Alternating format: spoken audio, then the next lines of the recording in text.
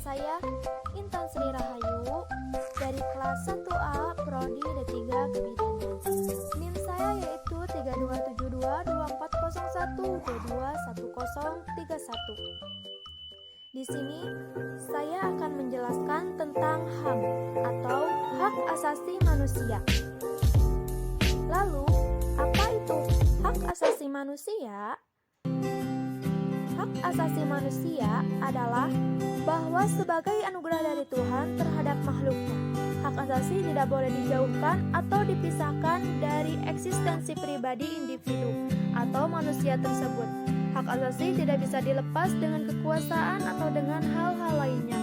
Bila itu sampai terjadi, akan memberikan dampak kepada manusia, yakni manusia akan kehilangan martabat yang sebenarnya menjadi inti nilai kemanusiaan.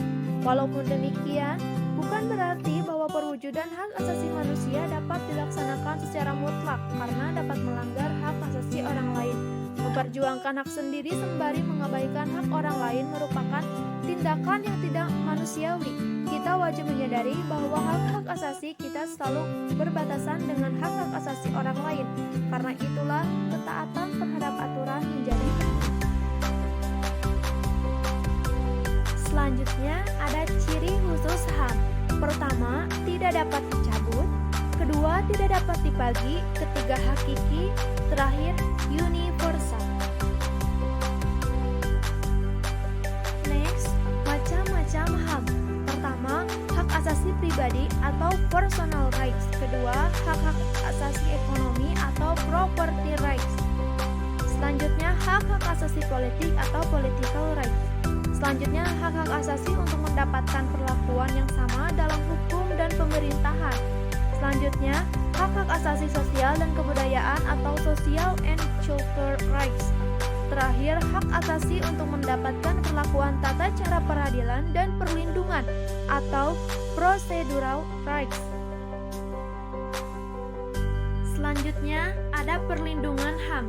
Upaya perlindungan HAM penekanannya pada berbagai tindakan pencegahan terhadap terjadinya pelanggaran HAM. Perlindungan HAM terutama melalui pembentukan instrumen hukum dan kelembagaan HAM.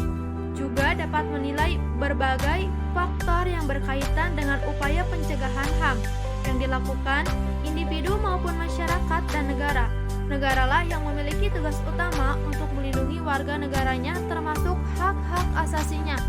Meskipun di Indonesia telah ada jaminan secara konstitusional maupun telah dibentuk lembaga untuk penegakannya, tetapi belum menjamin bahwa hak asasi manusia dilaksanakan dalam kenyataan kehidupan sehari-hari atau dalam pelaksanaan pembangunan.